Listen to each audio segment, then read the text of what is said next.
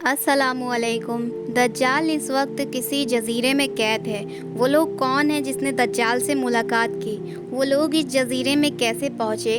क्या आज भी कुछ लोग दज्जाल से मिलते हैं? और वो जजीरा कहाँ पर है? हम इस वीडियो में ये सारे सवाल के जवाब देंगे। ये दज्जाल वो फितना है जिसके मुतालिक हज़रत आदम अलैहिस्सलाम से नबी सल्लल्लाहु अलैहि वसल्लम तक तमाम पैगंबर अपनी अपनी उम्मत को आगाह किया है।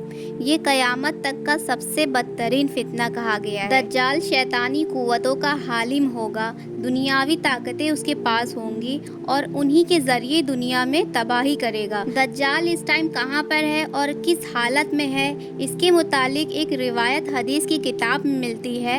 हज़रत फ़ातिमा बिनते कैद से रिवायत है कि एक बार नबी सल्लल्लाहु अलैहि वसल्लम नमाज के बाद मिंबर पर आए और फरमाया कि तमीम दारी पहले नसरानी आदमी थे, वो आए और मुस्लिम हो गए और मुझसे एक किस्सा बयान किया है जिससे तुमको मेरे उस बयान की तस्दीक हो जाएगी जो मैंने कभी दज्जाल के मुतालिक तुमसे बयान किया था। तमीम दारी ने बताया कि वो किसी बड़ी कश्ती पर सवार हुए जिससे समंदर में सफ़र किया जाता है और उसके साथ कबीला लखम और जज़ाम के 30 आदमी थे और समंदर का तूफ़ान 1 महीने तक उनको परेशान करता रहा। और फिर समंदरी सफ़र के दौरान मगरिब के तरफ एक जजीरे पे उनकी नज़र पड़ी।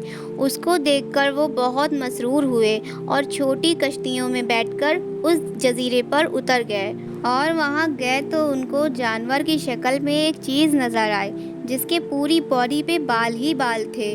लोगों ने उससे कहा, कमबख्त तू क्या चीज़ है? फिर वो बोला, मैं दज्जाल का जस्सास यानी जासूस हूँ और उस गिरजे में चलो, वहाँ एक शख्स को तुम्हारा बहुत ही इंतज़ार है।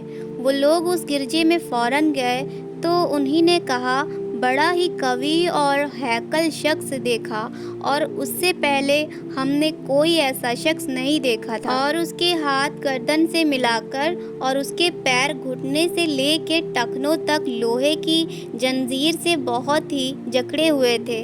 हमने उससे कहा, तेरा नाज हो, तू कौन है? वो बोला, तुमको मेरा पता चल ही गया, तुम बताओ तुम कौन हो? उन्होंने कहा, हम अरब के बाशिंदे हैं, एक बड़ी कश्ती में सफ़र कर रहे थे और समंदर में तूफ़ान आया और 1 महीने तक रहा।